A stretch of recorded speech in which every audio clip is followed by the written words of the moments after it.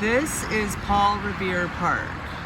You know, that guy that rode his horse and warned everybody about the British coming? There's a commemorative here that says, in commemoration of the sacrifice and service of the men, we'll add women, of Midland County who participated in the struggles for liberty and justice, placed by John Alden, chapter of the Daughters of the American Revolution, 1924.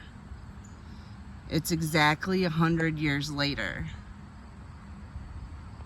And I feel like we're at the end of the Second American Revolutionary War.